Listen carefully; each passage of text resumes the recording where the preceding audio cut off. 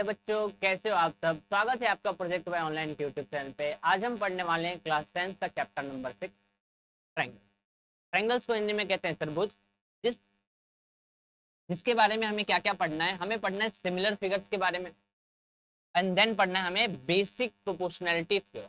ठीक है, जिसे हम थेल्स थ्योरम भी बोलते हैं। हिंदी में इसे कहते हैं आधारभूत समानुपातिकता प्रमेय, और सिमिलर को बोलते हैं समरूप।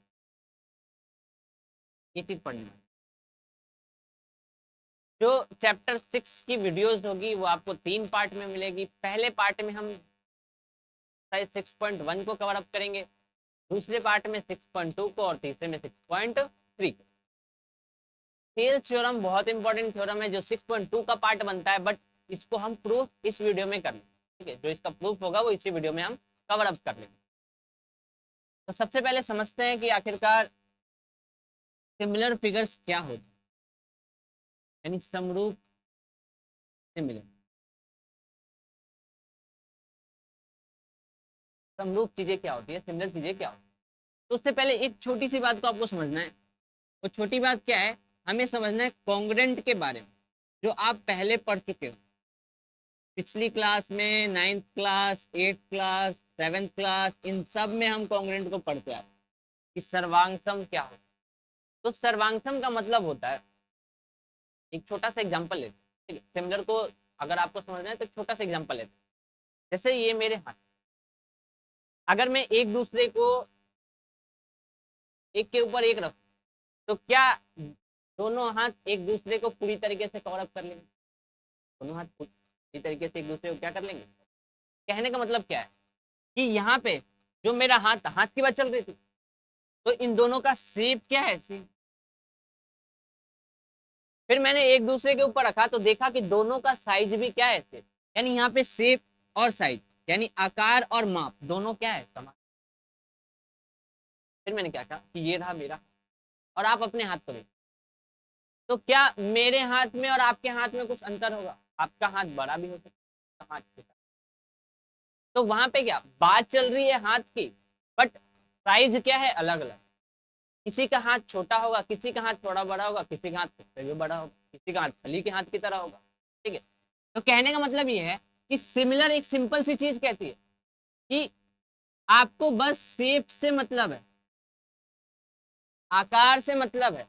मतलब इसका मतलब क्या है कि मैंने हाथ की बात करी तो आप किसकी बात करोगे? हाथ की। ये नहीं आप अपना पैर निकाल लोगे, आ जाओ पैर से मेजर कर।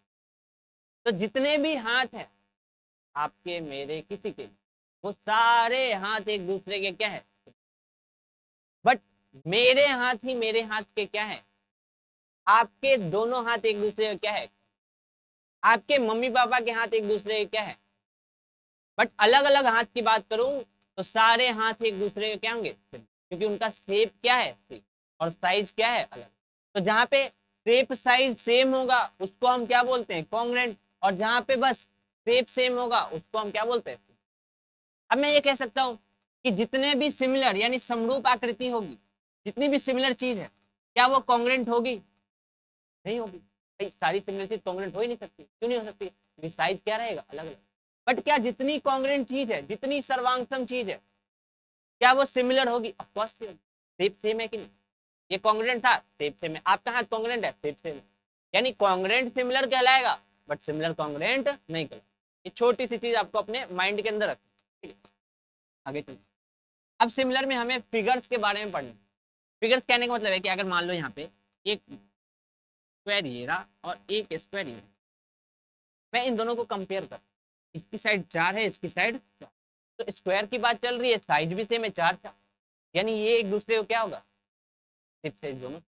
बट मैं क्या करूं कि एक छोटा सा स्क्वायर बनाऊं, एक और बड़ा स्क्वायर बनाऊं, और एक उससे भी बड़ा स्क्वायर, और यहाँ पे मैं आपसे पूछ लूं कि बताओ ये कॉन्ग्रुएंट है या सिमिलर, तो आप सिंपल सी चीज क्या कहोगे कि भाई शेप तो सेम है, बट साइज क्या है, अलग अलग। साइज क्या है, अलग अलग। इसका मतलब क्या होगा कि जहां शेप सेम होगा वो क्या कहलाएगा, सिमिलर। यानी ये जो जितने भी स्क्वायर थे वो सारे एक दूसरे के क्या होंगे। वैसे मैं क्या कहूंगा कि क्या जितने भी सर्कल होंगे, आप कितना भी छोटा सर्कल बनाओ, कितना भी बड़ा सर्कल बनाओ, कुछ भी बना दो, बहुत बड़ा सर्कल, क्या वो दुनिया के सारे सर्कल एक दूसरे के सिमिलर होंगे? ऐसा वो क्या होंगे? बात तो सर्कल की चल रही है, बट साइज क्या होगा? तो वो हमारे पास क्या होंगे? सिमिलर, यानी वैसे ही बात आती है ट्रायंगल की। हमें किसके बारे में पढ़ना है? ट्रायंगल के बारे में। तो ट्रायंगल में हमें सिमिलर फिगर्स क्या कहता है, एक खुद की डेफिनेशन बनाता है। जैसे इससे पहले मैंने हाथ की बात करी, किसी फिगर्स को रेंडमली उठाया। इसमें एक पॉइंट क्या कहता है कि टू फिगर्स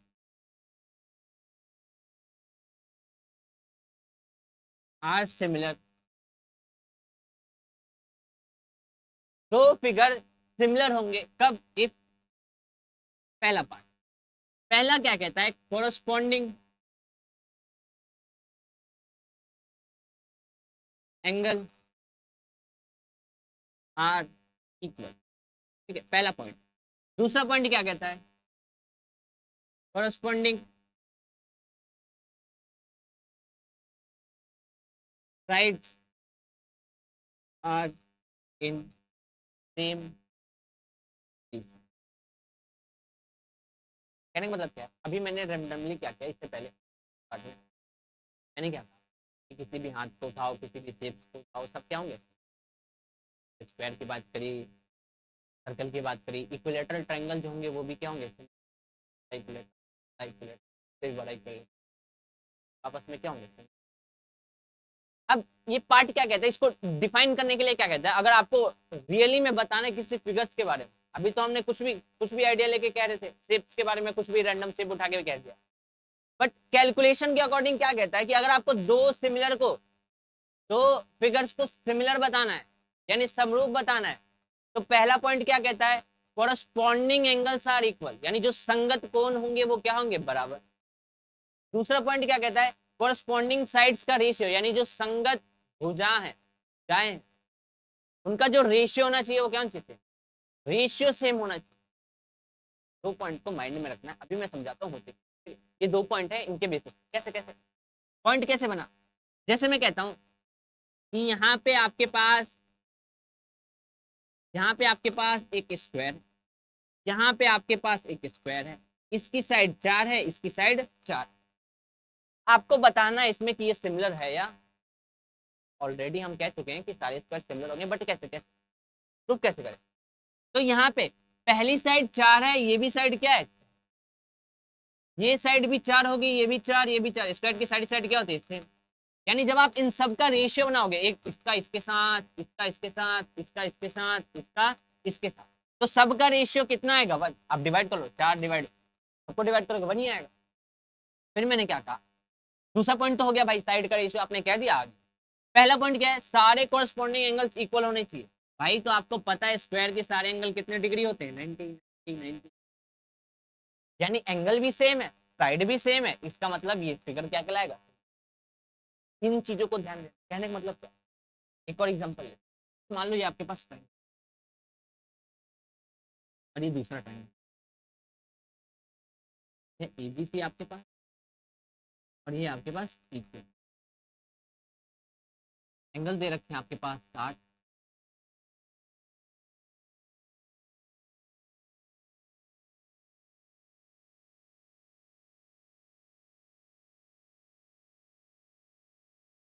ये आपके पास साइड दे रखा है आपके पास 2।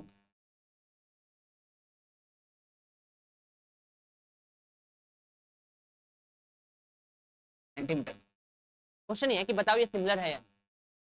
तो सिमिलर के लिए मैंने कितनी पॉइंट कही कि अगर आपको रियली में बताना है कि दो सिमिलर है या नहीं है, तो उसके लिए आप क्या करोगे? उसके लिए आपको क्या करना है? पहली चीज क्या देखनी? Angle, corresponding angles. Corresponding angles का मतलब पहला पॉइंट क्या कहना चाहता है कि जो एंगल जिसके ऊपर गिरेगा क्या वो सेम है या नहीं है। तो यहाँ पे एंगल ए किसके बराबर है? एंगल क्यू के। मैं कहूं एंगल बी बताओ तो आप क्या कहोगे? वो किसके इक्वल है? एंगल बी के। मैं कहूं एंगल सी बताओ तो वो किसके इक्वल है? Angle are. तीन चीज जो भी कॉरस्पॉन्डिंग, यानी जो जिसके ऊपर गिरेगा, इसको ऐसे लाके एक दूसरे के ऊपर रखोगे ना, तो कॉरस्पॉन्डिंग का मतलब क्या हुआ? संगत का मतलब क्या? इसको रखना, ऐसे रखना। तो रखोगे जब आप, तो ये एंगल आपस में क्या होंगे? फिर दूसरे पॉइंट पे आते हैं।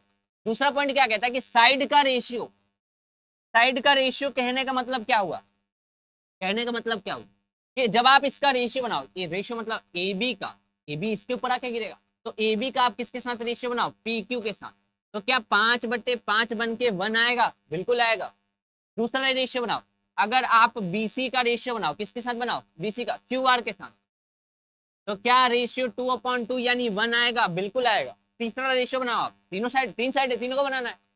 तीसरा क्या है आपके पास, एसी, तो क्या एसी का रेशियो पीआर के साथ बनाएंगे, ऑफ कोर्स बनाएंगे, तो एसी आपके पास कितना है 3, पीआर कितना है 3, यानी रेशियो आगे क्या आ गया 1। तो हमने क्या देखा, हमने क्या देखा कि तीनों साइड का रेशियो सेम है, तीन साइड इनका जब रेशियो निकाला तो तीनों का रेशियो क्या है सेम, यानी जब ये दोनों कंडीशन होगी जब भी हम इसको क्या बोलेंगे, ये फिगर और ये फिगर एक दूसरे के साथ क्या है, इन चीजों को आपको, सिमिलर का मतलब कॉरस्पॉन्डिंग एंगल और कॉरस्पॉन्डिंग साइड का रेशियो, साइड सेम नहीं, साइड का रेशियो, ये इसके सेम है वो चीज नहीं देखनी, इनका रेशियो बनाओ, अगर रेशियो सेम है देन वो क्या आपके पास क्या कहलाएंगे, ठीक है, इस चीज को आपको ध्यान देना।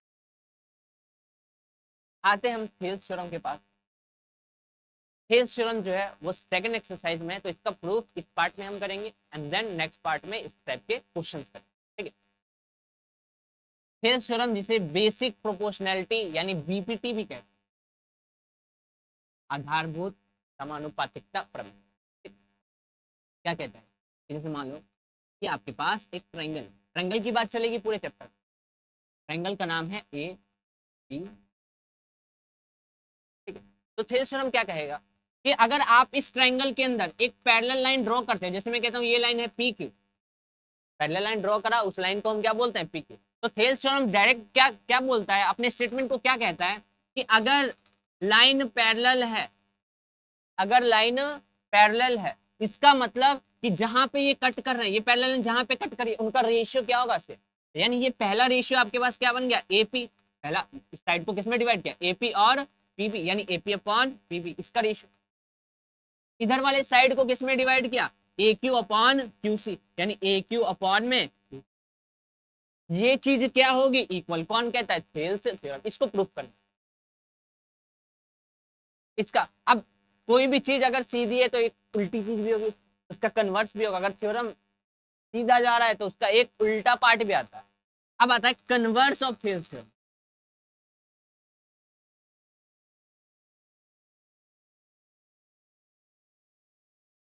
यानी जो थेल्स थ्योरम है उसका व्युत्क्रम क्या होगा, उल्टा क्या होगा, उल्टा क्या कहता है कि अगर मान लो कहीं पे ये लिख रखा है कि AP upon PB is equal to A Q upon Q C है, ये चीज लिखी है, ठीक है। अब साइड का रेशियो क्या है सेम, तो उल्टा क्या कहता है कि ये लाइन जरूर क्या होगी पैरेलल, यानी पी क्यू किसके पैरेलल होगा बी, ये है उल्टा।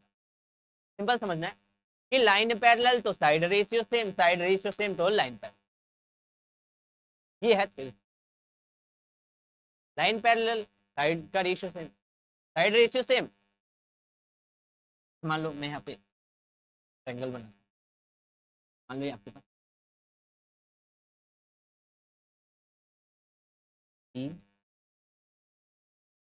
ये लाइन है एम, और कह रहा हूँ कि एम एन जो है वो पैरेलल है P Q, M N parallel है पी क्यू, आप बताओ कौन सा रेशियो सेम, तो थेल्स थ्योरम क्या कहेगा कि जहां पे कट करा, एम कट करा, पी आर को डिवाइड कर दिया किसमें, आर एम और पी एम, इक्वल टू किसके इक्वल होगा, दूसरा कहाँ पे कट करा, आर एन और क्यू एन, आर एन और, तो ये रेशियो क्या होगा, ये कौन कहता है थेल्स, ये यहाँ लाइन बनाऊं, यहाँ लाइन बनाऊं, यहाँ लाइन बनाऊं, सब नहीं, आपको ध्यान रखना है कहाँ पे कट।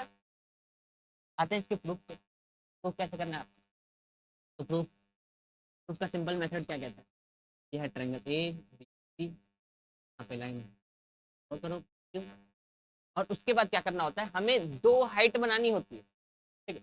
प्रूफ का पूरा स्टेटमेंट है कि आपको करना कैसे, क्या करते हैं कि आप पहली लाइन को इस पे ड्रॉ करो, एक हाइट बनाओ, दूसरी लाइन को इस पे ड्रॉ करो और एक हाइट बनाओ, जिसको नाम दे दो आप एम और प्रूफ करने के लिए हमने क्या कहा, दो हाइट बनाई, एक बनाई हमने इधर की साइड और एक बनाई हमने इधर की साइड, नाम क्या दे दिया, एम और दूसरा क्या करते हैं हम, ये Q को मिला देते हैं B से और P को मिला देते हैं C से। ये कंस्ट्रक्शन है जो आपको करनी है।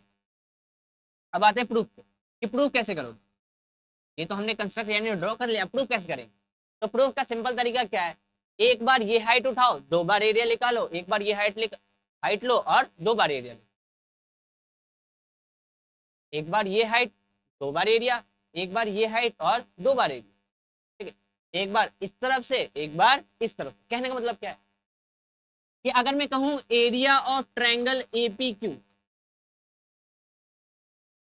एरिया ऑफ ट्रायंगल APQ ऐसे लिखते हैं, शॉर्ट फॉर्म में कैसे लिखते हैं, एरिया ब्रैकेट APQ, इसका मतलब क्या होता है, एरिया ऑफ ट्रायंगल APQ। तो अगर मैं कहूं एरिया ऑफ ट्रायंगल APQ, तो एरिया निकालने का फॉर्मूला क्या होता है, 1/2 इंटू B इंटू H, यही होता है भाई। कहने का मतलब क्या है, 1/2 इंटू बेस, पूछो बेस, ये वाली हाइट ले रहा हूँ, तो ये हाइट किस पे बन रही है, AP पे, तो बेस क्या होगा, AP। हाइट कहूँ तो हाइट हमारे पास कौन सी ले रहे हैं हम, QM, तो यहाँ पे हाइट क्या होगा, इस ट्रायंगल के अंदर दो हाइट बन रही है, एक तो इधर की तरफ और एक इधर की, बट अभी हम एक साइड वाला ले रहे हैं, इधर QM वाला। तो यहाँ से क्या बन गया हमारे पास कि एरिया ऑफ APQ क्या होगा, half into AP into QM, बस यहीं तक छोड़ देंगे। ये वाली हाइट ली तो दो बार एरिया निकालना है, एक बार तो निकाल लिया। दूसरा क्या कहता है कि अगर मैं इस वाले ट्रायंगल का एरिया निकालूं, कौन सा, area of triangle PBQ, area of triangle PBQ, ये वाला ट्रायंगल। अब ट्रायंगल का जो हाइट होगा वो बाहर भी हो सकता है, ऐसा नहीं है कि हमेशा अंदर ही हो, तो बाहर इधर की तरफ जा रहा है ये हाइट, और हाइट कौन सा है, QM, बेस कौन सा होगा, PB, इधर की तरफ जा रहा है और बेस कौन सा है, PB। यानी एरिया का फॉर्मूला क्या होता है, 1/2 इंटू B इंटू H, यानी 1/2 इंटू ये वाली हाइट ली है, इधर का बेस हमारे पास क्या है, PB, तो हम क्या लिखेंगे, PB इंटू में हाइट हमारे पास कौन सी है, QM। दो बार एरिया निकाल लिया, दो बार एरिया निकाल लिया, एक हाइट से दो बार एरिया, दोनों को डिवाइड कर दो, यानी एरिया ऑफ APQ अपॉन में एरिया ऑफ PBQ, ठीक है। दोनों का एरिया क्या है, पहले का क्या है, half into AP into QM, दूसरे का क्या है, हाफ इंटू PB तो QM। इससे इससे ये गया, इससे इससे ये गया, बचा क्या आपके पास, AP अपॉन में PB, क्या बचा आपके पास, AP अपॉन में P। बस इसको कंसिडर करके रखना है, इसको बना देना फर्स्ट। क्या करा हमने कि इधर वाली हाइट ली, दो एरिया लिया और दोनों को क्या कर दिया, डिवाइड। अब क्या करोगे, इधर वाली हाइट दो एरिया और दोनों को डिवाइड, कैसे कैसे, इधर वाली हाइट कौन सी है, ये वाली PN, तो अब हम ये वाला पहला वाला ट्रायंगल लेंगे, यानी एरिया ऑफ किसका निकालोगे, एरिया ऑफ ट्रायंगल AP, पहला वाला ट्रायंगल लेंगे हम AP। यहाँ पे हाइट क्या होगा, PN, और बेस क्या होगा, AQ, तो रख दो यहाँ पे एरिया निकालने formula, half into base into height, यानी हाफ इंटू, आपके पास बेस क्या है, बेस क्या है AQ, हाइट क्या है PN, बेस क्या है AQ, हाइट क्या है, बस यहाँ तक। पहले हाइट से एक बार एरिया आ गया, ये वाला ट्रायंगल लिया था पहले वाले में, अब दूसरे वाले में इधर साइड, अब ये क्या है, PQC या फिर PCQ, तो एरिया ऑफ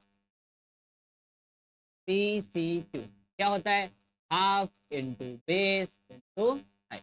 देखो यहाँ पे बेस हाइट क्या है, ये वाली लाइन क्या कहलाएगी, हाइट, ये वाली लाइन आपके पास क्या कहलाएगी, हाइट, और इसके ऊपर गिर रही है तो ये आपके पास क्या कहलाएगा, बेस, यानी बेस क्या होगा QC, हाइट क्या होगा PM, बेस क्या हो गया पास QC, हाइट क्या हो गया PM। अब दो बार एरिया निकाल लिया एक हाइट से, अब इन दोनों को क्या कर दो, डिवाइड, यानी एरिया ऑफ APQ अपॉन में एरिया ऑफ PCQ क्या होगा, half into AQ into PN upon half into QC into PN, PN से PN गया, हाफ से हाफ गया, क्या आपके पास AQ अपॉन में QC। क्या करना है आपको, वाला हाइट और एरिया, घर वाला हाइट और एरिया, दोनों को डिवाइड, तो आपको दो दो इक्वेशन, ये हो गया आपके पास सेकंड। और इससे पहले हमने यहाँ पे एक ये क्या निकाला, इसके बाद का पार्ट क्या कहता है, सिंपल सा पार्ट क्या है कि ये पार्ट जो है वो 9th क्लास का है, जो चैप्टर डिलीटेड था लगभग। तो क्या कहता है कि अगर दो ट्राइंगल है जिनका बेस सेम है और ये पैरेलल लाइन के अंदर है तो इनका एरिया क्या होगा। ये डायरेक्ट आपको स्टेटमेंट याद रखना है कि दो ट्राइंगल है जिनका पैरेलल लाइन के अंदर है और बेस क्या है सेम, तो दोनों का एरिया क्या होगा। तो यहाँ पे स्टेटमेंट लिखोगे आप, टू ट्राइंगल्स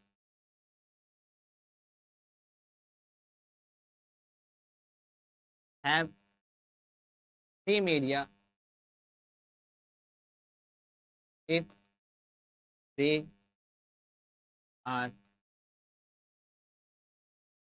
same base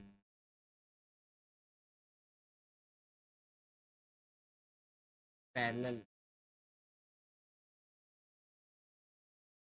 क्या लिखा मैंने कि दो ट्रायंगल का एरिया सेम होगा, क्षेत्रफल सेम होगा जब वो सेम बेस यानी समान आधार और सेम पैरेलल लाइन के बीच में यानी समांतर रेखाओं के बीच में।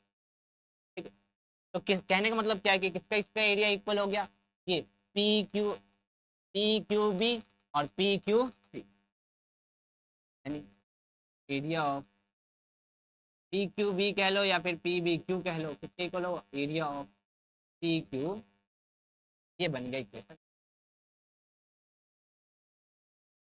अब हमें क्या देखने को मिला, घर वाले पार्ट को लिख, घर वाले को पार्ट देखें तो दोनों का ऊपर से नीचे नीचे क्या है पीसी क्यू, नीचे क्या है पी। तो क्या क्या पी सी क्यू या फिर P Q C P B Q के इक्वल कर दिया है, तो क्या इसकी जगह रिप्लेस हो सकती है। यानी लेफ्ट वाला सेम है तो राइट वाला क्या होगा सेम, लेफ्ट वाला सेम है तो राइट वाला क्या होगा सेम। तो डायरेक्ट लिख देना आपको कि from equation first second and third, तीन इक्वेशन से क्या पता चलता है, ये जो पहला रेशियो है ए पी अपॉन में P B, A P upon में P B is equal to दूसरा रेशियो ए क्यू अपॉन में क्यू सी। क्यों हुआ क्योंकि यहाँ पे लेफ्ट वाला सेम है तो राइट वाली वैल्यू भी क्या होती है सेम, इक्वल की बात चल रही है। तो यहाँ से हमें क्या मिल गया कि साइड का रेशियो क्या है सेम। यही ट्रायंगल के हमारे पास साइड है, यही ट्रायंगल के हमारे पास क्या है साइड का रेशियो। देखो A P P B A Q और तो ये है आपके पास पूरा थेल्स थ्योरम। तो आपको 1 to 1 यहाँ से लेके वहां तक याद है। करना क्या है, सिंपली मैंने बताया ये वाली हाइट 2 बार एरिया डिवाइड कर दो, ये वाली हाइट 2 बार एरिया डिवाइड कर दो। डिवाइड करने के बाद दो रेशियो आएंगे, फिर हमने क्या कहा कि इसका एरिया सेम है, इसका मतलब क्या हुआ कि लेफ्ट वाला सेम है तो राइट वाला क्या होगा सेम। स्टेटमेंट लिख के काम, ये था आपके पास थेल्स थ्योरम। मिलते हैं नेक्स्ट वीडियो में जिसमें हम थेल्स थ्योरम के ऊपर क्वेश्चंस को प्रैक्टिस करें।